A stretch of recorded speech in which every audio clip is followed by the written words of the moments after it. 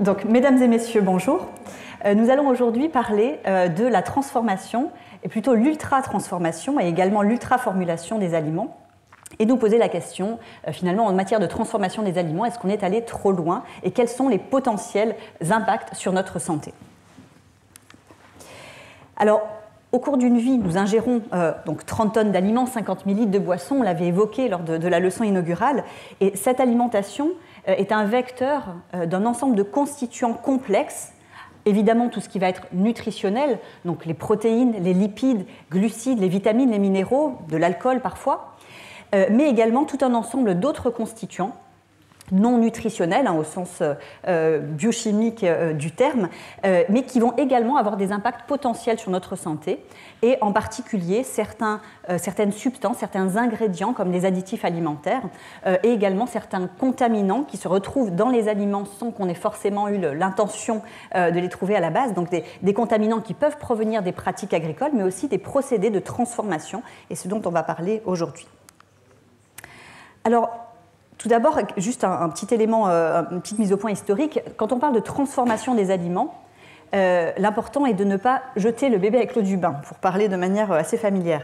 La transformation des aliments, ce n'est pas quelque chose de nouveau, c'est quelque chose qui date de siècles, finalement, lorsqu'on reprend l'histoire de l'humanité. Et de tout temps, l'homme a cherché à préserver notamment sa nourriture, à chercher à transformer les aliments avec des procédés initialement basiques, classiques, le séchage au soleil, des procédés de salaison, saumure ou bien le fumage des aliments, des procédés qui se sont complexifiés au fil des siècles, notamment avec tout ce qui est préparation, transformation du blé pour produire les farines et ensuite le pain, et des procédés qui se sont nettement complexifiés avec au XIXe siècle la révolution industrielle qui a permis de produire massivement tout ce qui est ingrédients, donc sel, les matières grasses, animales, végétales, sucre, etc. Et puis au XXe siècle, la diversification massive de tous ces procédés de transformation qui ont conduit à l'alimentation telle qu'on la connaît aujourd'hui, procédés aussi bien physiques, extrusion, donc cuisson sous pression, moulage, etc., que chimiques, avec des réactions de type hydrogénation des matières grasses, des huiles par exemple, hydroxylation ou encore l'ajout de composés chimiques comme des additifs alimentaires par exemple. Donc tous ces procédés de transformation ont eu plusieurs impacts bénéfiques, à la fois au niveau de la santé humaine, mais également d'autres impacts bénéfiques. Notamment, un des objectifs de cette transformation, comme je vous le disais, c'était la conservation des aliments et plus largement la production d'aliments qui soient sains microbiologiquement, donc de limiter le risque d'infection par des bactéries pathogènes, listeria, salmonelle, etc. Vous connaissez tout cela. Également des procédés de transformation qui ont permis de pallier la présence de facteurs xénobiotiques, donc de facteurs finalement étrangers qu'on souhaiterait limiter, et d'améliorer également la digestibilité des protéines. C'est le cas pour les légumineuses, par exemple. C'est le cas aussi pour les œufs. On digère beaucoup mieux les œufs cuits que crus, même si on peut également manger dans une mousse au chocolat, par exemple, des œufs crus. Les procédés de transformation, cuisson ou autres, améliore parfois également la biodisponibilité de certains nutriments. Alors c'est le cas lorsque l'on va cuire par exemple des tomates, on va concentrer les constituants, les micro-constituants, le lycopène qu'on trouve dans les tomates par exemple, et on va améliorer aussi parfois la disponibilité, la manière dont notre organisme va pouvoir digérer, assimiler et se servir des micro-constituants que l'on ingère. Certains constituants, certains même additifs qui sont ajoutés aux aliments pourraient avoir des propriétés potentiellement bénéfiques. Lorsqu'on s'intéresse aux additifs, on va le revoir, mais on parle de plus de 330 substances autorisées sur le marché européen, par exemple. Et donc, certains de ces additifs sont des polyphénols, certains sont des antioxydants, donc pourrait potentiellement cela avoir des propriétés bénéfiques également, même pour la santé humaine. On a également, grâce à ces procédés de transformation, de formulation, procédés industriels, la possibilité de créer des aliments qui peuvent être adaptés à certaines catégories de population, par exemple des personnes âgées qui auraient des problèmes de déglutition ou bien pendant la maladie ou des traitements pendant la chimiothérapie par exemple, pour là aussi améliorer la texture, la biodisponibilité des nutriments, faciliter la digestion et la déglutition, par exemple. Et donc, de manière plus générale, ces procédés de transformation ont permis de produire de manière massive des aliments à moindre coût, donc avec aussi une accessibilité économique intéressante, et des aliments qui puissent être plus faciles et rapides à consommer, ce qui va évidemment dans le sens de l'évolution de nos sociétés et de modes de vie toujours pressés, notamment les modes de vie occidentaux qu'on connaît bien. Alors, du coup, l'idée, évidemment, ici, n'est pas de mettre tout dans le même panier et de rejeter en bloc tout ce qui peut être transformation des aliments, mais plus de se poser la question de certains aliments qui sont extrêmement, et on va voir la définition, extrêmement transformés, avec des formulations très complexes, avec un ajout de nombreux constituants, notamment d'origine industrielle, mais là aussi, attention, il ne faut pas faire d'amalgame, on va voir la différence.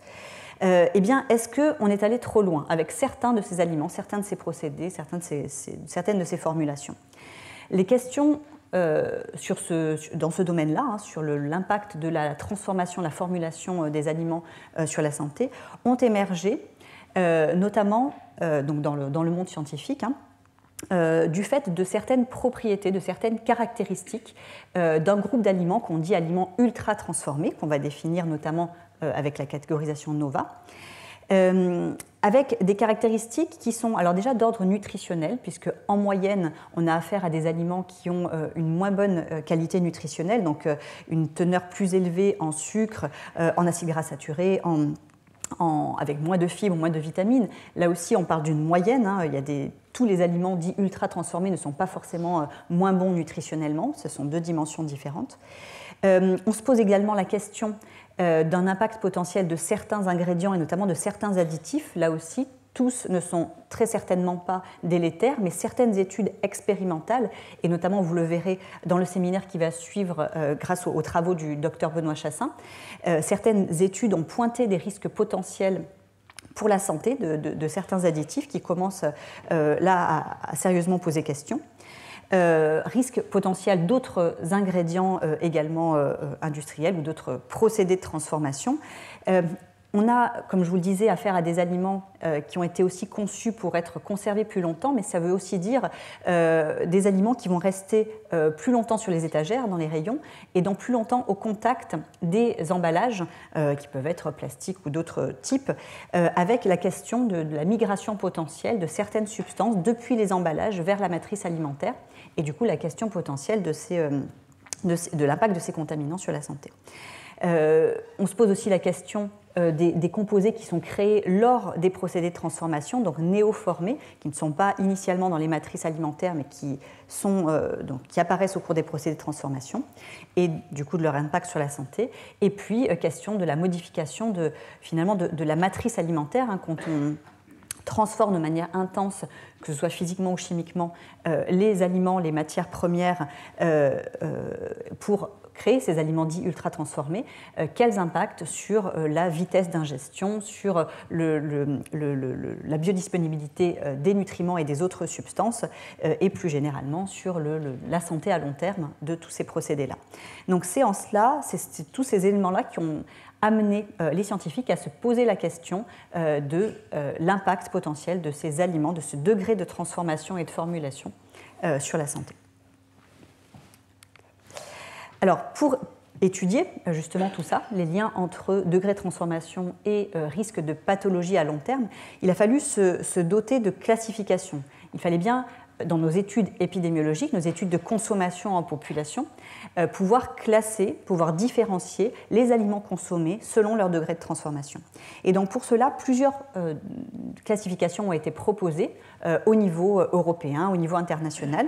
Donc vous en avez ici une liste. Et on va plus spécifiquement parler de la classification NOVA aujourd'hui et détailler celle-ci, puisque c'est celle qui a été le plus décrite, le plus détaillée et qui a fait l'objet de travaux sur les liens entre la part d'aliments dits ultra transformés grâce à cette classification et le risque de pathologie chronique dans les différentes études épidémiologiques. Mais il faut savoir quand même que l'ensemble de ces classifications Il y a beaucoup de points communs, il y a certes certaines différences, mais quand même pas mal de similitudes, et notamment pour tout ce qui est dans l'extrême du spectre, pour ce qui est l'identification des aliments dits ultra transformés.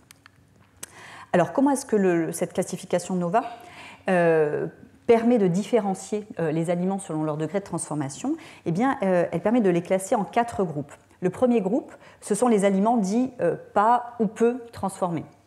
Donc ici, on a au maximum retiré la partie non comestible, on peut avoir exercé certains procédés de transformation comme par exemple la cuisson à l'eau ou bien réfrigérer des aliments. Donc on a des transformations qui sont relativement basiques ici. Donc on va trouver tout ce qui est fruits, légumes, la viande, le poisson, les œufs, donc voilà, tous les aliments finalement de base qu'on retrouve dans notre régime alimentaire. Le groupe 2, ce sont les ingrédients culinaires. Donc, ce sont des ingrédients qu'on ne va pas consommer tels quels, dont on va se servir pour cuisiner, pour transformer les aliments. Donc, sel, sucre, les matières grasses, etc. Dans le groupe 3, on a ce qu'on appelle les aliments transformés. Donc là, typiquement, c'est ce que l'on obtient lorsqu'on cuisine à la maison ou bien de manière industrielle, lorsqu'on transforme les aliments, finalement en utilisant les aliments de base du groupe 1, et en les cuisinant, en les modifiant avec l'ajout des ingrédients culinaires du groupe 2 notamment. Donc là, on va retrouver tout un ensemble d'aliments qu'on consomme fréquemment. Donc on peut avoir les fromages, par exemple, on a des conserves de légumes avec seulement l'ajout de sel, le pain, par exemple. Donc on a tout un ensemble d'aliments dans cette catégorie qui font partie donc très largement de nos régimes, notamment en France. Le groupe 4, qui est le groupe donc, qui nous intéresse plus spécifiquement aujourd'hui, ce sont les aliments dits ultra transformés. Ce sont des aliments qui vont avoir subi d'importants procédés de transformation, donc, qui peuvent impacter notamment fortement la matrice alimentaire, et ou, généralement ce sont les deux, mais ça peut être l'un ou l'autre, qui contiennent des substances qui ont été ajoutées comme des additifs alimentaires ou d'autres substances d'origine industrielle, donc huile hydrogénée, maltodextrine, sirop de glucose, etc. Pour entrer un tout petit peu plus dans le détail, on peut regarder ici finalement la définition qui a été donnée par le professeur Carlos Monteiro, qui est un chercheur de l'université de Sao Paulo au Brésil, et qui a pour la première fois publié une description de cette catégorisation NOVA et donc une définition de cette notion d'ultra-transformation.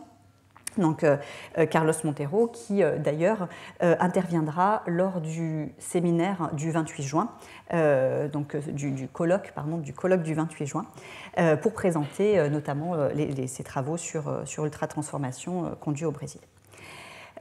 Donc, en termes de transformation, de procédés de transformation, on va retrouver ici des procédés intenses du type hydrolyse, hydrogénation, notamment des huiles végétales, ou extrusion, pré-traitement par friture, par exemple. Au niveau des substances, on va à la fois s'intéresser à tout ce qui est additifs alimentaires, et notamment les additifs. Alors là, pour le coup, ça n'a pas de définition réglementaire, mais notamment des additifs dits cosmétiques, c'est-à-dire les additifs dont on pourrait se passer, qui ne sont pas là en premier lieu pour assurer la santé du consommateur, donc minimiser le risque microbiologique par exemple, mais qui sont là vraiment pour améliorer la couleur, l'aspect, la texture du produit, donc tout ce qui va être colorant, émulsifiant ou édulcorant par exemple. Et puis, on a aussi dans cette catégorie tous les autres ingrédients, je vous le disais, qui ne sont pas au sens réglementaire. Alors ça dépend évidemment des pays. Voilà, selon la réglementation européenne ou américaine, par exemple, la définition des additifs n'est pas forcément la même. Donc, certaines fois, certaines substances sont considérées comme additifs, d'autres pas. Mais on va retrouver ici tout ce qui est arôme, dextrose, sirop de glucose, fructose, maltodextrine, etc. Alors, quelques exemples simplement, donc diapo d'ailleurs, exemples inspirés des diapositives du professeur Carlos Monteiro. Vous retrouvez ici dans la première colonne les aliments donc, non transformés. Donc vous avez par exemple ici le fruit, orange ou banane, et dans la deuxième, pendant, donc ultra transformés, qui sont souvent des formulations. Vous voyez ici la liste d'ingrédients, donc vous ne voyez pas le détail, hein, mais vous voyez ici qu'en tout cas par rapport à Orange, on a ici une liste d'ingrédients qui est très complexe et qui est principalement constituée de nutriments de type sucre par exemple, et d'additifs alimentaires ou d'autres substances texturants avec... Alors, parfois, il y a quand même 2%, quelques pourcents de l'aliment originel, hein, de fruits ici, mais parfois pas du tout. Et c'est le cas, par exemple, dans cet exemple-là, où il n'y a pas du tout de banane à l'intérieur, mais on a un stick pour enfants qui reproduit l'allure, l'aspect, l'odeur et potentiellement à peu près le goût d'une banane. Donc, vous voyez la différence ici. Alors, un point très important ici, je vous le disais, il ne faut pas faire l'amalgame entre produits industriels et produits ultra transformés selon cette définition. On trouve, et on a la chance de trouver sur le marché français, tout un ensemble de produits industriels qui ne sont pas ultra transformés. Vous voyez ici, on a pris l'exemple de soupe. Vous avez une soupe industrielle qu'on trouve toute faite, qui, d'un point de vue composition, est exactement la même chose que si on la faisait à la maison, donc des légumes avec parfois des exhausteurs de goût, mais du type sel ou de l'huile végétale, par exemple. Alors qu'ici, vous voyez une autre soupe, et quand on regarde les ingrédients, vous voyez qu'ici, le premier ingrédient, vous savez que dans les listes d'ingrédients, le premier est celui le majoritaire, hein, c'est par ordre décroissant de quantité, c'est sirop de glucose déshydraté, ensuite amidon de pommes de terre, des arômes, etc. Et donc on a affaire ici vraiment à typiquement une soupe ultra transformée.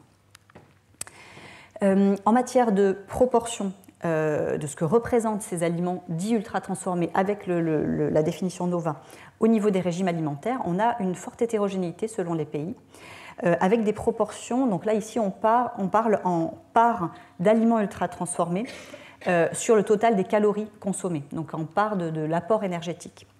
Donc vous voyez ici que ça représente seulement, bon, c'est déjà trop, mais en tout cas seulement 15-18%, donc moins de 20%. Pour les pays ici de type, alors on a Roumanie, on a la Colombie ici, Hongrie, Italie, Estonie, Croatie. On a des proportions qui sont les plus élevées retrouvées notamment pour les États-Unis, où on avoisine quasiment les 60%, 57% au Royaume-Uni. Et au niveau français, on est à peu près au milieu, avec entre 30 et 35% de l'apport énergétique qui provient de ces aliments dits ultra transformés. Alors, le centre de notre question ici, c'est quel impact potentiel de ces aliments ultra transformés sur la santé. Bien pour ça, alors on a affaire à une science qui est vraiment récente ici, hein, puisque vous voyez que depuis les années 2010, on commençait à avoir quelques études de type cas témoin, donc qui comparaient la consommation d'aliments ultra transformés chez des malades versus des personnes exemptes de la maladie. Mais on avait finalement très peu d'études prospectives, et donc seulement à partir de 2015, 2016, 2017, les 3 premières études prospectives en Espagne et au Brésil, qui s'intéressaient donc d'une part dans une cohorte d'enfants au lien entre aliments ultra transformés et dyslipidémie, donc bilan lipidique. Et puis, au niveau de la cohorte espagnole, SUN, au lien entre aliments ultra transformés et risque de surpoids, d'obésité et d'hypertension. Donc, c'était les premières études qui ont mis en évidence une relation entre aliments ultra transformés et santé de manière prospective. Et donc, à ce moment-là, il n'y avait encore aucune étude sur tout ce qui est cancer, maladies cardiovasculaires, les troubles digestifs, symptômes dépressifs, mortalité, diabète, etc. Donc c'est dans ce contexte-là qu'on a souhaité, nous, dans l'étude Nutrinet Santé, s'intéresser à ces questions et apporter des éléments de réponse, puisqu'on avait des données vraiment très fines. Alors je ne vais pas refaire encore la présentation de Nutrinet, elle s'y prête à chaque cours, mais bon, je pense qu'il y a certaines personnes qui l'ont déjà eu plusieurs fois, donc je vais vous résumer ici les choses. Donc Nutrinet, hein, c'est vraiment une web cohorte, une cohorte avec un suivi sur Internet qu'on a lancé en 2009. Elle réunit aujourd'hui plus de 174 000 adultes et sa caractéristique, c'est vraiment d'essayer de collecter les informations les plus détaillées possibles sur l'alimentation des participants, avec notamment ce qu'on appelle des enregistrements alimentaires de 24 heures répétés au fil du suivi. Et dans ces enregistrements alimentaires, on va collecter des informations sur les aliments génériques, Est-ce que vous avez consommé une pizza, une soupe, etc. Mais également, on va jusqu'à demander le nom commercial et la marque des produits. Et pour ce à quoi on s'intéresse aujourd'hui, c'est particulièrement important du fait de la forte variabilité des consommations selon les marques. Et notamment, des compositions, et notamment des compositions en additifs alimentaires. On a également une collecte d'informations sur tout un ensemble d'autres paramètres liés à l'activité physique, à d'autres aspects qui vont nous permettre notamment d'ajuster, donc de limiter les biais de confusion dans les études épidémiologiques qu'on conduit dans la cohorte. On a une biobanque, et donc je dirais un mot ici puisqu'on a vraiment un projet en cours pour essayer d'explorer ces notions d'ultra-transformation, additifs et santé en utilisant ces échantillons de sang et d'urine qu'on a collectés sur 20 000 participants de cette cohorte.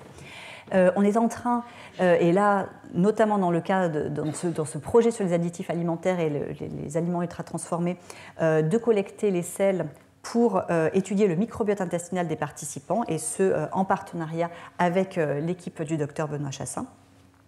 Et puis, évidemment, c'est une cohorte, donc on mesure, on se renseigne sur l'état de santé des participants au fil du suivi et on valide notamment les cas de différentes pathologies qui vont nous intéresser ici. Simplement ici, donc on est en train aussi d'étendre Nutrinet à l'étranger, et ici, simplement pour souligner qu'au niveau du Brésil, par exemple, c'est le professeur Carlos Monteiro, dont j'ai évoqué le nom, qui pilote Nutrinet Brésil, vraiment sur le même modèle que Nutrinet français. Et donc on va pouvoir, là, dans quelques temps, puisqu'ils ont commencé très récemment, on va pouvoir dans quelques temps comparer des résultats, comparer des modes de vie, des associations entre les deux cohortes avec des méthodologies similaires. Donc voilà le site de l'étude. Pour ceux qui ne sont pas déjà Nutrinotes, je vous invite à vous inscrire, à participer à l'étude, puisque c'est une étude pour laquelle on recrute toujours de nouveaux volontaires. Même si on a déjà un pool de volontaires, on est toujours intéressé par de nouveaux participants. Donc, comme je vous le disais, on collecte les aliments consommés, les portions, etc. Mais également les marques des aliments. Lorsque les participants nous disent qu'il s'agit d'un aliment du commerce, on demande la marque, et on a maintenant aussi la possibilité, lorsqu'on remplit sur tablette ou smartphone, de directement scanner le code barre, ce qui facilite la saisie. On n'a pas à chercher la marque, et en plus pour nous, ce qui permet un lien direct avec la base de données Open Food Facts, donc qui est une base donc en accès libre, une base, une application, un site web gratuit qui permet qui donne des informations sur les aliments, sur leur composition, donc avec les données qui sont sur l'emballage. Donc on connaît la présence de tel ou tel additif, on a le Nutri-Score qui est calculé, y compris pour les aliments pour lesquels le Nutri-Score n'est pas encore sur l'emballage. Il y a également un score d'impact environnemental des aliments qui figure sur l'emballage. Donc on a tout un ensemble d'informations utiles évidemment pour le consommateur, et en même temps pour nous, toutes ces informations sont liées de manière automatique avec les consommations déclarées par les participants lorsqu'on procède de cette manière-là. Donc c'est très intéressant évidemment pour la recherche aussi. Donc ces informations-là, donc on a ce lien entre les aliments consommés, les aliments de marque consommés via Open Food Facts. On a aussi fait le lien, nous, avec la base de données de Locali, qui est une base de données gérée par l'ANSES et l'INRAE sur les aliments industriels, les aliments avec un code barre en France, et qui aussi nous renseigne sur toute la composition, la présence d'additifs, etc. Et une autre base qui s'appelle donc Mintel GNPD. Et ça nous permet vraiment de pouvoir différencier entre, ici, 2 cassoulets, par exemple, en boîte, consommés, et bien les additifs qui sont présents. Et vous voyez ici, ça peut être une composition très différentes. Je reprendrai un autre exemple plus tard, mais on a, pour les biscuits au chocolat par exemple aussi, une composition qui est vraiment très différente, et donc on a des données vraiment très fines ici. Donc grâce à ces données collectées de consommation, notre question initiale était vraiment de savoir est-ce qu'il existe un lien entre la teneur, la part d'aliments ultra-transformés dans notre régime et l'incidence de différentes maladies, alors notamment cancer, maladies cardiovasculaires, diabète, surpoids et obésité, et plus généralement variation de poids au cours du suivi, et mortalité. donc ceux qui n'avaient jamais été étudiés jusqu'à présent. Et la subtilité ici, je vous disais que dans les hypothèses potentielles d'explication des liens entre aliments ultra-transformés et santé, il y a la question nutritionnelle. Si je vous dis qu'en moyenne, ces aliments ultra-transformés sont de moins bonne qualité nutritionnelle, on pourrait se dire, on sait déjà que manger trop gras, trop sucré, trop salé et pas assez de fibres, c'est pas bon pour la santé. Donc si c'est seulement de remontrer ça encore une fois, on enfonce un petit peu une porte ouverte et donc on ne montre pas grand-chose de neuf. Donc là, l'idée, c'était de pouvoir étudier ces liens-là en s'affranchissant du côté qualité nutritionnelle qu'on peut tout à fait nous prendre en compte dans nos modèles. On peut tout à fait ajuster, on peut tout à fait finalement éliminer au maximum cette partie de l'association ultra-transformation santé. Donc c'était aussi l'hypothèse qu'on voulait creuser ici. Donc pour cela, ce qu'on a fait, c'est qu'on a catégorisé tous les aliments qui ont été consommés par les participants de l'étude Nutrinet. On les a classés selon les 4 catégories de l'ANOVA, donc de 1 à 4. On a fait ça notamment sur les... On a à peu près un peu plus de 3500 aliments dits génériques. Donc générique, c'est par exemple pizza 4 fromages, ça c'est un aliment générique. Lorsqu'on avait un doute sur est-ce qu'il s'agissait d'un aliment ultra transformé ou pas, on pouvait regarder notamment si ces aliments avaient une marque, si c'était des aliments du commerce ou pas. Et puis, on a calculé, donc ça c'est au niveau des aliments qui ont été classés, au niveau des individus, des participants, ce qu'on a calculé, c'est la proportion des aliments ultra transformés sur le régime alimentaire total. Et donc, on pouvait soit regarder ça du point de vue proportion de l'apport énergétique, comme je vous le montrais tout à l'heure quand on regardait sur les différents pays, ou bien la proportion sur la quantité consommée, c'est-à-dire sur le total des grammes ou kilos d'aliments consommés par jour, quelle est la proportion en grammes d'aliments ultra transformés. Donc on a choisi cette deuxième solution dans les modèles principaux de nos études étiologiques, puisqu'on voulait pouvoir prendre en compte tous les aliments, notamment light. Donc par exemple du soda light, c'est typiquement un aliment ultra transformé, et si on regarde la contribution à l'apport énergétique, c'est 0, puisqu'il y a 0 calories, donc on ne voulait pas louper ces aliments-là, donc on a plutôt travaillé sur la part en grammes de la quantité totale d'aliments consommés dans le régime alimentaire. Donc ça, c'était notre variable d'intérêt. Alors, je ne vais pas rentrer dans le détail méthodologique ici. On a, comme d'habitude, évidemment, quand on étudie, par exemple, le lien, l'incidence de cancer, on exclut de cette analyse spécifique les personnes qui ont déjà eu un cancer avant le démarrage de l'étude. Donc, ce sont des choses qui vont expliquer pourquoi dans les différents articles, on n'a pas exactement toujours le même nombre de participants. En fonction de la question, on n'a pas les mêmes exclusions à la base. On a travaillé pour ces modèles-là, ces études-là, avec des modèles de Cox pour la plupart des pathologies, des modèles mixtes pour l'étude de la variation de poids. Là aussi, ce sont des considérations statistiques, mais pour vous dire qu'on utilise des modèles adaptés à ces données-là. Et chose conceptuellement un petit peu plus intéressante, on a appliqué ce qu'on appelle des ajustements, on a réalisé des ajustements. Pour ceux qui ont assisté au cours plus méthodologique initialement, l'idée ici, c'est de pouvoir éliminer les potentiels biais de confusion, c'est-à-dire de pouvoir étudier le lien entre aliments ultra-transformés et santé, indépendamment du fait que les personnes qui consomment plus ou moins d'aliments ultra-transformés vont avoir des profils sociodémographiques, de mode de vie, tabagisme, alcool, etc., différents de ceux qui en consomment moins. Donc on a intégrer tous ces facteurs-là, toutes ces caractéristiques individuelles dans nos modèles pour essayer de limiter ces biais de confusion. Et on a également ajusté sur la qualité nutritionnelle du régime, à travers des ajustements liés à des apports en macro, micronutriments ou en ajustant sur des profils de consommation alimentaire pour essayer d'éliminer au maximum cette composante nutritionnelle du côté ultra-transformation.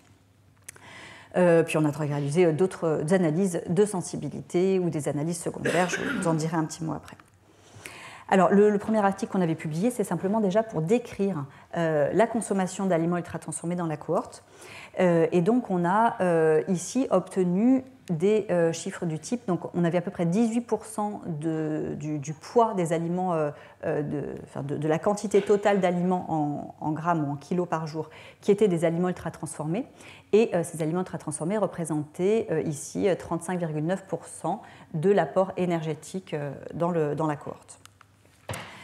On retrouvait ici des caractéristiques particulières, hein, comme je l'évoquais à l'instant, des plus forts consommateurs d'aliments ultra transformés. Donc globalement, c'était des personnes qui étaient plus jeunes, qui avaient moins d'antécédents familiaux de pathologie, aussi liés à l'âge, et également des plus faibles consommateurs d'alcool. Là aussi, c'est lié à l'âge. À l'inverse, je dis à l'inverse, puisque ça, ce sont des facteurs qui auraient plutôt tendance à biaiser les associations dans un sens moindre risque de pathologie. Et à l'inverse, on a des associations avec des facteurs de mode de vie qui auraient tendance à augmenter potentiellement le risque de maladie. Donc un niveau d'études plus faible, moins d'activité physique, plus de tabagisme, et puis des apports nutritionnels, globalement, des apports moins bons d'un point de vue nutritionnel. Donc plus de sucre, de sel, moins de fibres, etc. Donc tout ça, c'est évidemment en moyenne, et ça explique, ça justifie plutôt le pourquoi on ajuste sur l'ensemble de ces facteurs-là dans nos modèles. On tient compte de tout ça dans nos modèles. Alors, en matière de contributeurs, de groupes d'aliments contributeurs à l'apport en aliments ultra transformés, on retrouvait en tête tout ce qui était produits sucrés. Donc ça peut être là les barres chocolatées, les bonbons, etc., confiseries, voilà. Tout ce qui va être fruits et légumes, mais ultra transformés, donc ça peut être des préparations à base de fruits dans lesquelles ont été ajoutés des arômes ou des édulcorants, enfin ce type de choses. Tout ce qui était boissons, donc avec les sodas et autres boissons non gazéifiées ultra transformées. Tout ce qui va être céréales petit déjeuner et donc produits féculents ultra transformés. Donc là, le groupe est assez divers. Et puis après, voilà, d'autres, on trouvait dans toutes les catégories. Hein, mais voilà les principaux groupes contributeurs à l'apport en ultra transformé dans cette étude. Une parenthèse simplement ici, on avait également réalisé un article plus spécifique pour montrer ici la part importante d'aliments ultra-transformés consommés par les populations végétariennes ou végétaliennes dans l'étude Nutrinet. C'était simplement ici pour montrer deux choses. Enfin, le fait que ces aliments ultra-transformés, ce ne sont pas seulement la junk food, ce ne sont pas seulement les fast-foods, les sodas, etc. Ça peut être aussi, je disais à l'instant, hein, des fruits et légumes ultra-transformés. Ça peut être, par exemple, ici beaucoup, des galettes de légumineuses, donc des substituts aux produits carnés, qui vont, dans leur formulation, contenir des émulsifiants, des texturants, etc., qui remplacent notamment des matières grasses animales, par exemple. Donc voilà, c'est pour montrer que le groupe est assez divers, et puis pour montrer aussi que là on a affaire à des populations qui souvent, là aussi, hein, ce sont des moyennes, mais souvent veulent bien faire, font attention à leur alimentation, voilà, et pour le coup vont consommer des aliments pour lesquels on ne sait pas finalement l'impact sur la santé, et on se pose de sérieuses questions sur l'impact de la santé à long terme de certains de ces aliments-là. Donc en matière de lien avec la santé, qu'est-ce qu'on a observé? Donc on a la première étude étiologique, donc de lien avec la santé, c'était sur le risque de cancer. Et on a observé qu'une plus forte part d'aliments ultra-transformés dans le régime alimentaire était associée à un risque accru de cancer, alors de cancer au global, et c'était significatif également en particulier pour le cancer du sein, et notamment le cancer du sein post-ménopause. En matière de quantification de cette association, dans cette cohorte, ce qu'on observait, c'est que lorsqu'on prenait 10 points de plus dans la part d'aliments ultra-transformés dans le régime, on avait une augmentation de risque de l'ordre de 12% de cancer au global et 11% lorsqu'on s'intéressait au cancer du sein. C'est ce qu'expriment ici les hazard ratios, les risques relatifs, on va dire, ici, cette augmentation de 12% pour le cancer au global et de 11% pour le cancer du sein. Alors, autre manière de présenter, donc ça s'appelait un forest plot, ce graphique-là, autre manière de présenter les résultats, donc avec des tableaux ici classiques, on observait également un lien avec le risque de maladie cardiovasculaire. Donc au global et également lorsqu'on séparait maladies cérébrovasculaires comme par exemple l'accident vasculaire cérébral ou les accidents ischémiques transitoires, ou bien donc cérébrovasculaires, ou bien coronariens, donc infarctus du myocarde par exemple. Avec ici, alors je n'ai pas mis la légende, hein, vous trouvez tout ça dans les papiers, notamment beaucoup de ces articles aliments ultra-transformés et santé ont été réalisés par Bernard Srour, qui était en thèse et puis maintenant en postdoc avec moi dans l'équipe. Et donc ici, ce sont tous les modèles, les analyses de sensibilité en faisant varier différents ajustements, différents paramètres du modèle. Mais vous voyez ici, la p-value, lorsque c'est inférieur à 0,05, on considère par convention que le modèle est significatif, que l'association est significative. Et vous voyez ici une grande stabilité des résultats, quelles que soient les analyses de sensibilité qui ont été conduites. On a observé également une association entre une plus forte part d'aliments ultra-transformés et risque accru de mortalité prématurée, et également de symptômes dépressifs. Donc là, pour cela, on utilisait une échelle qui s'appelle le CESD, qui est posée à plusieurs temps du suivi et qui détecte la présence de symptômes dépressifs. Donc ce n'est pas directement la dépression qu'on diagnostique avec cette échelle-là, mais c'est la présence de symptômes dépressifs.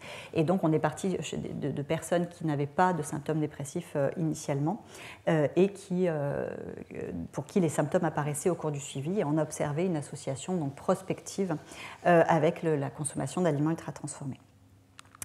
Alors, association ici très nette et vous voyez, quasi linéaire, avec également le risque de diabète de type 2, donc entre part d'ultra-transformé et risque de diabète de type 2, et une association à la fois nette également pour tout ce qui est prise de poids au cours du suivi. Donc vous voyez ici les trajectoires de poids.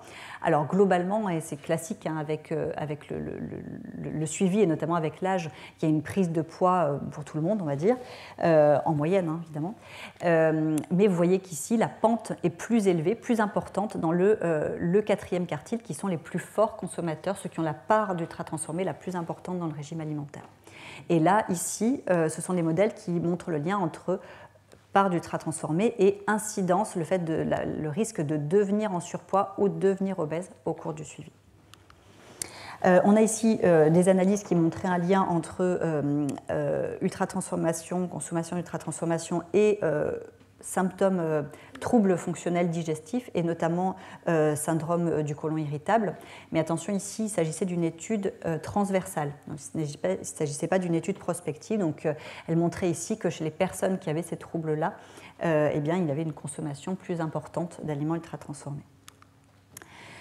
Donc, là, je vous disais, on a réalisé de nombreuses analyses de sensibilité en faisant varier les paramètres d'ajustement, en regardant également, en éliminant le biais de causalité inverse. Donc là, c'est par exemple pour les personnes qui ont une pathologie qui est diagnostiquée très rapidement après le début du suivi, on peut se demander si finalement la pathologie n'était pas déjà là au moment où on a mesuré leur consommation alimentaire et si cette pré-pathologie finalement n'a pas déjà commencé à influencer leur manière de s'alimenter. Et donc pour limiter ce biais-là, ce qu'on fait en général, c'est qu'on élimine de nos analyses les cas diagnostiqués durant les 2, 3, 4, ça dépend, premières années de suivi et on regarde si les résultats sont toujours les mêmes, s'ils sont stables malgré ces exclusions. Et donc là, c'était vraiment très, très stable par rapport à ça. On a également, à l'inverse, puisque là on s'intéressait au groupe Nova 4 des ultra-transformés, mais on a aussi regardé le lien entre la part d'aliments pas ou peu transformés, donc les Nova 1, et le risque de pathologie. Donc vous me direz, c'est un peu le miroir, mais comme il y a aussi au milieu les catégories 2 et 3, qui elles n'étaient pas du tout associées au risque de pathologie, donc c'est assez logique, et c'est d'ailleurs des groupes d'aliments ou d'ingrédients qui sont tellement divers qu'on ne s'attendait pas à avoir d'association. Mais on a bien retrouvé, comme on s'y attendait, des associations inverses, donc dans le sens protecteur, entre les aliments pas ou peu transformés et un moindre risque de pathologie, donc au global. Et puis, donc, comme je vous le disais, par rapport à notre hypothèse de base, ce qu'on a vu, c'est que même lorsque l'on ajustait sur la qualité nutritionnelle des régimes, ou lorsqu'on stratifiait aussi, qu'on regardait le lien entre ultra-transformation et santé chez ceux qui respectaient les recommandations en matière nutritionnelle versus ceux qui les respectaient moins, à chaque fois, les associations ultra-transformées santé perduraient.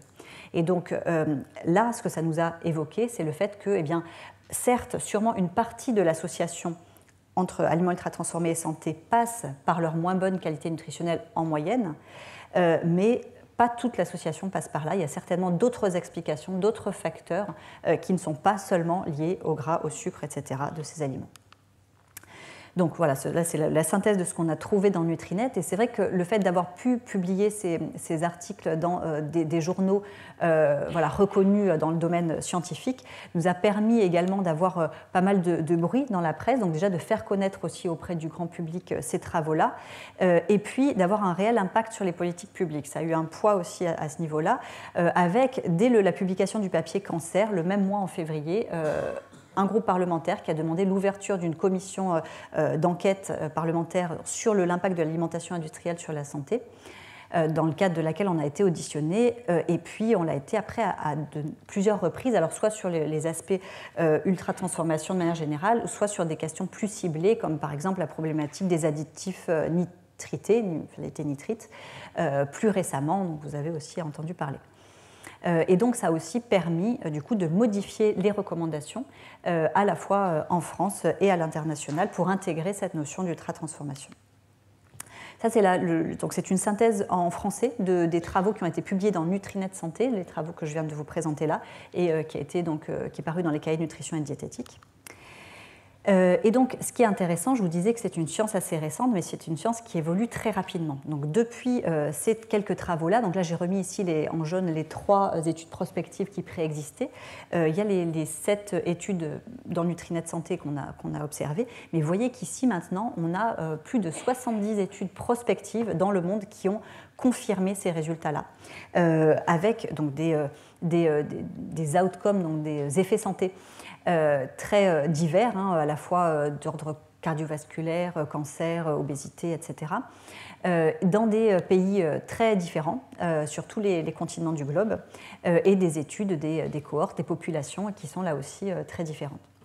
Donc on a une matière scientifique qui s'accumule de manière très importante et exponentielle ces dernières années, montrant des liens entre aliments ultra-transformés et santé. On a notamment réalisé une revue narrative de ces relations-là, et également une discussion sur les mécanismes, et notamment ceux portant sur le microbiote intestinal, avec l'équipe du docteur Benoît Chassin, donc une revue qui a été publiée dans le Lancet Gastroentérologie l'été dernier. Alors on commence à avoir pas mal de méta-analyses. Méta-analyses, pour rappel, ce sont des résumés chiffrés des études épidémiologiques sur les liens entre, ici, ultra-transformés et tel ou tel aspect de santé, des méta-analyses qui portaient sur les pathologies de manière globale ou sur des pathologies plus ciblées, ici sur surpoids, obésité. J'en ai encore listé tout un ensemble ici, donc il y en a de plus en plus qui sortent.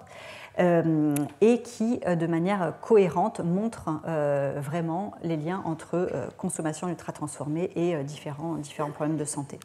Alors j'ai essayé de synthétiser ici, parce que je sais que c'est enregistré, donc vous aurez toutes les références ici, les dernières méta-analyses qu'on a pu trouver sur ultra-transformés et différents aspects, diabète, hypertension, obésité, etc. Et sachant que des méta-analyses là sont en cours, notamment avec l'équipe du professeur Carlos Montero, pour vraiment avoir une synthèse très actualisée de ces relations-là. Alors, lorsqu'on s'intéresse aux aspects d'ultra-transformation, d'additifs alimentaires, en tout cas des choses pour lesquelles on pressent des effets délétères, on ne peut pas à long terme mettre en place des essais contrôlés randomisés où on va intervenir en donnant en conseillant un régime alimentaire ou en donnant des substances potentiellement délétères et en voulant mesurer ça à long terme sur des risques graves de type cancer, maladie cardiovasculaire, etc. Donc pour des problèmes éthiques, évidemment, on ne peut pas faire ce genre de choses. Par contre, à court terme, sans mettre en danger la vie des participants, lorsqu'on s'intéresse à des essais qui peuvent durer quelques semaines à peine, on peut tout à fait mettre en place ce type d'essais contrôlés randomisés. Il y en a eu un notamment très connu de l'équipe de Kevin Hall aux États-Unis, qui a montré que déjà avec 2 fois 2 semaines d'intervention, aliments ultra-transformés versus un régime équivalent en termes de calories, mais non transformé, il y avait déjà une surconsommation dans le groupe ultra transformé et une augmentation, une prise de poids, déjà sur cette courte période-là. Donc ça fait partie des essais qui sont des études qui sont là aussi, donc avec une approche complètement différente, d'intervention cette fois-ci, mais qui sont intéressantes pour essayer de comprendre aussi là, les mécanismes qui peuvent relier aliments ultra transformés et santé. Et il existe, lorsqu'on regarde sur Clinical Trials, donc c'est une plateforme sur Internet qui répertorie des essais, les essais contrôlés randomisés qui sont en cours dans le monde. Lorsqu'on se lance dans un essai contrôlé randomisé, on va notamment déclarer, mettre notre protocole sur cette plateforme-là pour indiquer que cet essai-là est en cours. Et donc il y en a plusieurs en cours sur aliments ultra transformés et santé qui sont répertoriés sur cette plateforme. Alors, finalement, comment est-ce qu'on explique ces associations, ces observations entre ultra-transformés et santé? Alors, il y a la piste nutritionnelle, donc on l'a évoqué. Là, on peut citer, pour étayer cette piste nutritionnelle, une méta-analyse qui a été publiée récemment et qui montre à la fois qu'en moyenne, alors encore une fois, c'est en moyenne. J'évoquais tout à l'heure l'exemple des soda light. Les soda light, d'un point de vue nutritionnel, 0 calories, 0 apport en sucre, etc. On ne peut pas dire que ce soit un mauvais aliment nutritionnellement.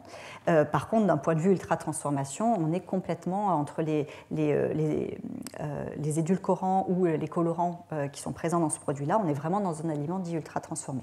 Donc, ce sont quand même deux choses différentes. Mais en moyenne, quand même, on a une moins bonne qualité nutritionnelle, à la fois dans la composition.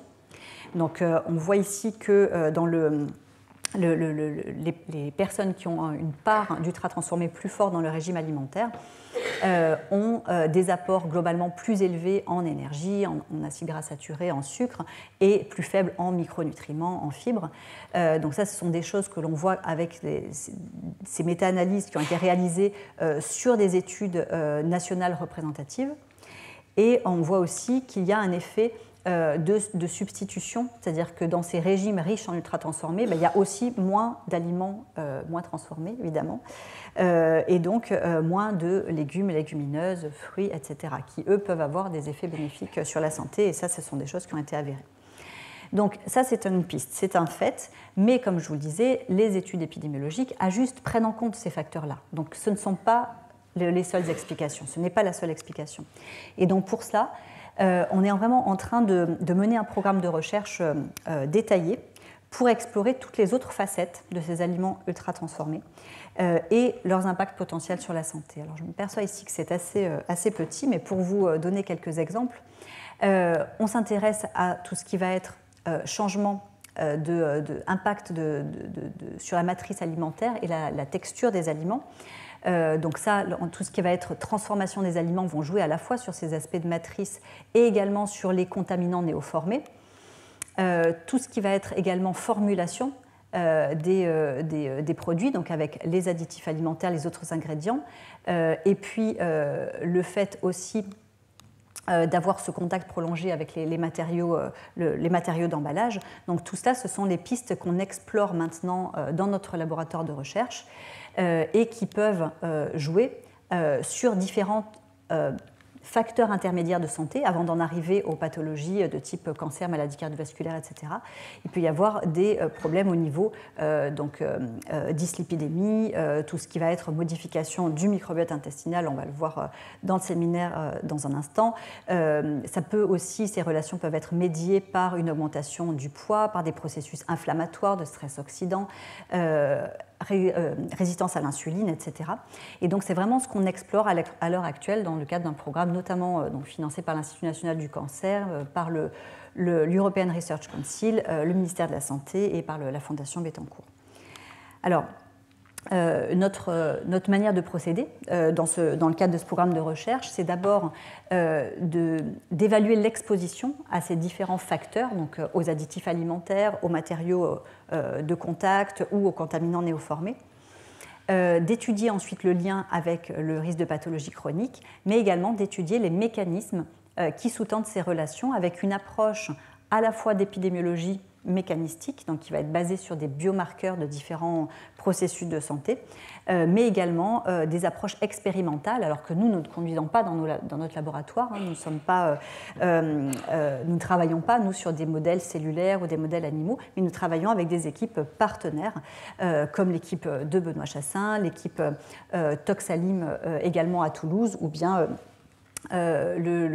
l'équipe de Xavier Coumoul à Paris pour explorer dans des modèles animaux, des modèles cellulaires ou sur du microbiote au niveau expérimental, tout ce que nous ne pouvons pas tester aussi facilement au niveau humain dans nos études d'observation épidémiologique. Alors pour ce qui est des additifs alimentaires, c'est vraiment une des pistes qu'on a commencé à creuser et pour lesquelles on a maintenant pas mal de résultats, même si on est loin d'avoir encore tout terminé. On a affaire ici à des substances, hein, je vous le disais, plus de 330 en Europe, 64 milliards de dollars pour ce qui est du marché mondial, donc finalement des milliards de personnes qui ingèrent quotidiennement des dizaines d'additifs alimentaires. Encore une fois, attention, additif ne veut pas forcément dire dangereux du tout. Vraisemblablement d'ailleurs, la plupart n'ont pas d'impact sur la santé, mais pour certains, des études expérimentales ces dernières années ont commencé à montrer des impacts potentiellement délétères avec des mécanismes pouvant aller donc, de la perturbation du microbiote intestinal à des effets de perturbation endocrinienne ou d'augmentation d'inflammation par exemple. Les questions qu'on se pose, c'est quels sont les effets à long terme chez l'homme, puisque jusqu'à récemment, jusqu'à notamment Nutrinet, on n'avait quasiment aucune étude qui avait la possibilité d'explorer ces relations à long terme chez l'homme. Et également, on n'ingère pas un additif par additif. Dans notre alimentation, on ingère des mélanges d'additifs et cette notion d'effet des mélanges et d'effet potentiellement cocktail avec des interactions, des synergies entre les additifs consommés, et bien là, ça n'a été jamais exploré pour l'instant, notamment chez l'homme. Donc, pour l'instant, on a affaire, finalement, on a affaire à des substances qui sont réglementées, évidemment. Donc, il y a des expertises collectives détaillées, poussées, qui sont conduites au niveau européen par l'EFSA, par exemple, au niveau américain par la FDA, qui vont permettre de fixer les doses autorisées dans les aliments. Mais ces expertises-là ne peuvent prendre en compte que ce qui était disponible dans la littérature à un moment donné, donc se baser sur des études classiques de type génotoxicité par exemple, mais toutes les dernières études, notamment sur le microbiote intestinal au niveau expérimental, ou les données qu'on commence à produire chez l'homme au niveau épidémiologique, tout ça n'était pas pris en compte dans les doses maximales, les expertises qui ont pu être conduites jusqu'à présent par ces instances. Donc c'est pour ça qu'il y aura sûrement, et on l'espère, des réévaluations de ces doses autorisées, de ces risques potentiels par ces instances importantes au niveau européen et international, à la lumière de ces nouveaux travaux et de ces nouvelles publications. Et donc, dans ce cadre-là, Nutrinet Santé est vraiment très bien positionné pour produire des données uniques dans sur le lien entre additifs et santé, et notamment du fait de ce haut niveau de détail que l'on a, et notamment le fait d'avoir collecté les marques. Ce sont des données que n'ont pas les autres cohortes au niveau international, et vous voyez que lorsqu'on s'intéresse à des notions, donc gras, sucre, etc., il peut y avoir des variations de composition évidemment, mais on a moins de variations que ce qu'on peut avoir pour les additifs alimentaires. Vous voyez ici entre différentes marques. Alors, ces données de composition sont peut-être plus les bonnes, il y a peut-être eu des reformulations. Simplement pour vous donner un exemple, à l'époque, on avait pris ces données-là sur Open Food Facts au démarrage du projet. Et vous voyez ça peut aller de 0 à 10, 15 additifs différents selon les marques. Donc, c'est vraiment très important d'avoir cette notion-là quand on veut, en recherche, évaluer les liens, l'exposition aux additifs et les liens avec la santé. Alors, on a réalisé un premier travail donc avec Éloi Chazela, qui était mon doctorant à l'époque, où dans la base de données Open Food Facts, on avait regardé quels étaient les additifs qu'on retrouvait le plus fréquemment dans les produits. Et donc, on retrouvait dans le top, ici, 50 d'additifs. On avait tout ce qui était acide citrique, lécithine, amidon modifié, mais on retrouvait aussi pas mal d'additifs pour lesquels les études expérimentales ont posé des questions, avec, par exemple, les nitrites, acésulfame potassium, sucralose, qui sont des édulcorants, certains émulsifiants également, donc qui se retrouvaient parmi ceux qu'on retrouvait le plus fréquemment sur le marché, dans les aliments. On avait également, avec des méthodes statistiques que je ne détaillerai pas, mais réussi à à voir quels étaient les principaux mélanges d'additifs qu'on retrouvait dans les aliments, déjà au niveau de leur composition, donc avec ici une méthode de cluster ou d'autres méthodes ici. Et puis on va regarder plus spécifiquement ces mélanges-là au niveau de la consommation, puisque lorsque, là c'était des données de composition dans Open Food Facts, mais ce qui est intéressant, c'est lorsque on va manger ces aliments, on va non seulement avoir les mélanges qui étaient nativement dans la composition des aliments, mais aussi le fait qu'on va associer différents aliments. Et donc dans notre bol alimentaire, les mélanges sont encore plus complexes que ça. Et donc c'est pour ça qu'on a travaillé au niveau de la cohorte Nutrinet Santé sur les apports en additifs et sur les mélanges principalement consommés par les participants. Donc, au niveau là, des apports, on a évidemment en tête, on retrouve des choses qui étaient aussi les plus fréquentes au niveau composition. Donc, difficile d'échapper ici aux amidons modifiés. Vous voyez ici que plus de 90% des participants ont été exposés à ces amidons modifiés. Pareil sur l'acide citrique, les citines. Et de manière plus générale, là aussi, dans le top, ici, c'est peut-être pas le top 50, top 30 des aliments les plus fréquemment, des additifs les plus fréquemment retrouvés, on en a plusieurs pour lesquels les questions de santé ont été largement posées dans les dernières études expérimentales ces dernières années. En matière de mélange, donc on a pu identifier également quels étaient les principaux mélanges. Et vous voyez qu'on retrouve des mélanges, par exemple ici chez les consommateurs réguliers de charcuterie, on va retrouver des mélanges, il n'y a pas seulement les nitrites ou nitrates, il y a tout ce qui va être érythorbate de sodium par exemple, triphosphate, etc., des choses qui se retrouvent fréquemment dans ces produits-là. On a aussi des mélanges dans l'alimentation chez ceux qui consomment régulièrement, donc soda sucré ou édulcoré, où on va retrouver à la fois les édulcorants mais aussi les colorants de type le caramel ici, dans le colorant du cola par exemple. Donc on a des mélanges d'additifs qui sont fréquemment retrouvés ensemble et pour lesquels on va vraiment pouvoir là étudier le lien avec la santé. Alors, dans les premiers résultats étiologiques qu'on a pu trouver sur additifs et santé, on a trouvé des choses sur les nitrites. On a montré notamment des liens entre apport alimentaire en additifs, donc apport alimentaire nitrité, et en particulier nitrite de sodium et cancer de la prostate. Et puis, apport en additifs alimentaires nitratés, et notamment ce qu'on retrouve le plus fréquemment, c'est le nitrate de potassium, et risque de cancer du sein, notamment pré-ménopause, avant la ménopause.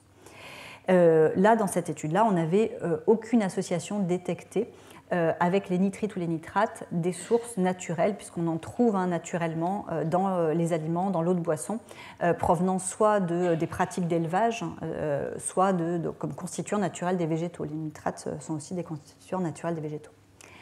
On a aussi observé des associations, cette fois-ci, entre nitrites totaux et provenant donc des aliments, des fruits et légumes de manière native, et également des additifs, et risque de diabète de type 2, et aucune association ici pour nitrate avec le risque de diabète dans cette étude. C'était publié en 2022 dans PLOS-MED.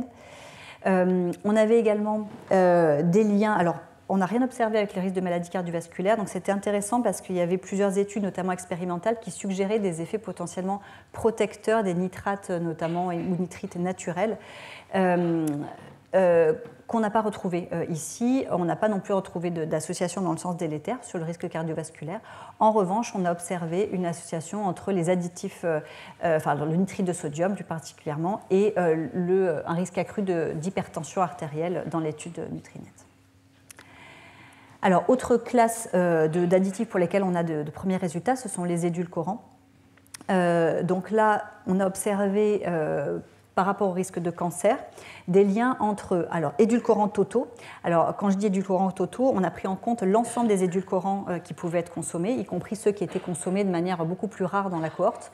Et puis après, on a pu étudier de manière un peu plus spécifique ceux qui étaient les plus largement consommés, donc l'aspartame, acésulfame potassium et le sucralose, qui étaient moins consommés que les deux autres. Et donc, ce qu'on observait ici, c'était des liens entre édulcorants au total et risque accru de cancer, donc au global, toute localisation confondue, et de cancers liés à l'obésité, donc pour lesquels l'obésité est un des facteurs de risque, ou intervient dans l'étiologie de la pathologie. Les apports en aspartame étaient quant à eux associés à un risque accru de cancer au global, là aussi, et puis plus spécifiquement cancer du sein et cancer lié à l'obésité. Et pour l'acésulfame potassium, les apports étaient associés à un risque accru de cancer au global. On avait également étudié le sucralose, mais donc, qui était moins consommé dans cette étude et pour lequel on n'a pas observé d'association avec le risque de cancer. Et ce qui était intéressant aussi, on a essayé de voir, parce qu'on avait préalablement, avec donc Charlotte Debrun qui a réalisé ces travaux-là, observé et publié un lien entre consommation de sucre, et puis avec Éloi Chazela, consommation de boissons sucrées et risque de cancer dans l'étude Nutrinet. On a essayé de voir finalement s'il y avait quelque chose qui semblait pire entre édulcorant et sucre, et ici on n'a pas vu de différence. Les deux étaient globalement associés à un risque accru de cancer dans cette cohorte.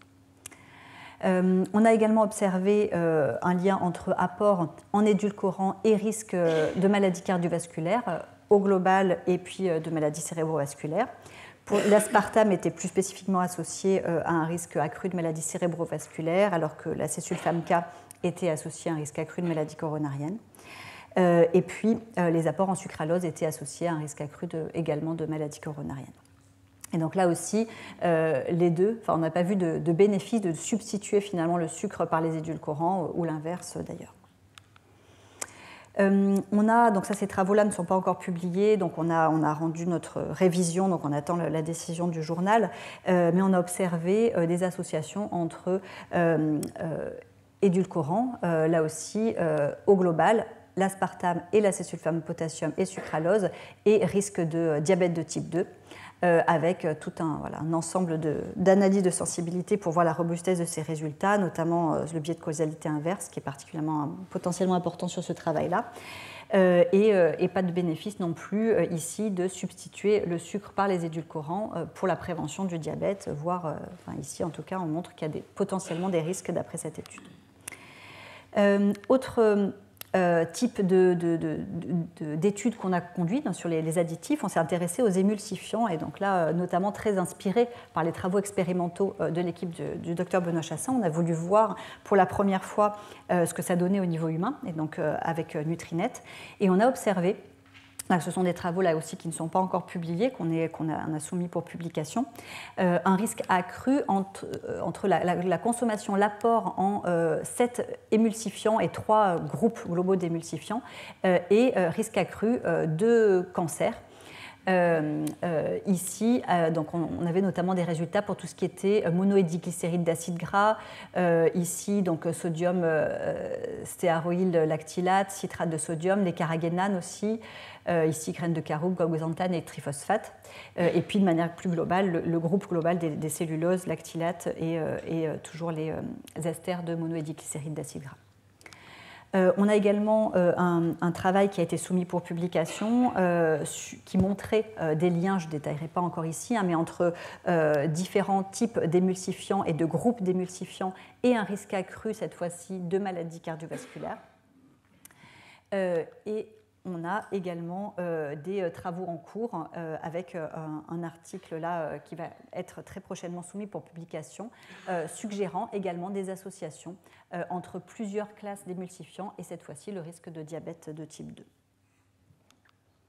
On travaille également sur les colorants. Donc là, c'est un article qu'on est en train de préparer où on observe des associations entre différents colorants au global et puis aussi des regroupements, certains groupes de colorants et un risque accru de différentes localisations de cancer. Donc à la fois pour certains cancers du sein, cancer colorectal, avec notamment des colorants de type caramel, donc les colorants au global, totaux sont associés globalement avec le risque de cancer du sein dans cette étude, et différents, par exemple, caroténoïdes, bêta-carotène, donc à creuser et à voir ici, puisque bêta-carotène fait aussi partie des apports qu'on peut avoir au niveau naturel, évidemment, dans l'alimentation, et qui pose question ici d'un effet potentiellement différentiel de certaines de ces substances ici, sous forme ou en tout cas via un apport via les additifs alimentaires. Ça peut poser une question d'un effet différentiel sur la santé. C'est vraiment des choses exploratoires, puisqu'on n'avait pas d'études jusqu'à présent qui regardaient un large spectre comme ça de colorants et une association avec le risque de différentes pathologies. Donc ce sont des travaux qui sont en cours dans l'étude Nutrinet. On explore aussi d'autres pistes, donc là je vais aller beaucoup plus rapidement puisqu'on a beaucoup moins de choses pour l'instant. On est surtout sur les additifs alimentaires avec encore des choses à terminer, mais on a commencé aussi à explorer la piste des composés néoformés avec notamment deux exemples. L'acrylamide d'un côté, qui n'est pas d'ailleurs spécifique des aliments ultra transformés. On peut très bien faire de l'acrylamide maison en faisant griller des toasts un peu trop, puisque c'est un composé qui est formé lors d'une trop forte cuisson à trop forte température des produits contenant de l'amidon. Et puis, on a aussi commencé à regarder tout ce qui se passait au niveau acides gras trans, dont on sait qu'ils sont délétères sur la santé cardiovasculaire. C'est pour ça que l'OMS recommande de limiter leur utilisation, même d'éliminer complètement les huiles hydrogénées, donc des produits industriels. Mais on ne savait pas, par exemple, ou encore pas beaucoup, ce que ça donne sur le risque de cancer, de diabète, etc. Donc, on a aussi regardé ça. Donc, par exemple, sur l'acrylamide, on a observé des associations avec le risque de cancer du sein. On a publié dans l'American Journal of Clinical Nutrition. Et puis, sur les acides gras trans, on a observé des relations, vous voyez ici, très nettes et à peu près linéaires entre acides gras trans totaux et notamment acides gras trans industriels, mais pas ceux naturellement présents dans l'alimentation, notamment dans les produits laitiers, avec le risque de diabète de type 2. Et puis on a un travail en cours qui est là aussi soumis pour publication suggérant des liens entre acides gras trans et augmentation de risque de cancer dans la cohorte Nutrinet Santé. Pour tout ce qui est travaux sur les matériaux de contact, j'espère pouvoir vous en dire plus dans quelques temps, mais pour l'instant, on commence à peine à explorer tout ça. Donc, matériaux de contact qui peuvent être à la fois donc, les bisphénols, les phtalates, dont certains travaux ont montré qu'ils étaient plus importants donc, grâce à des biomarqueurs urinaires chez les plus forts consommateurs d'aliments ultra-transformés, chez les adultes et les enfants, là, notamment aux États-Unis.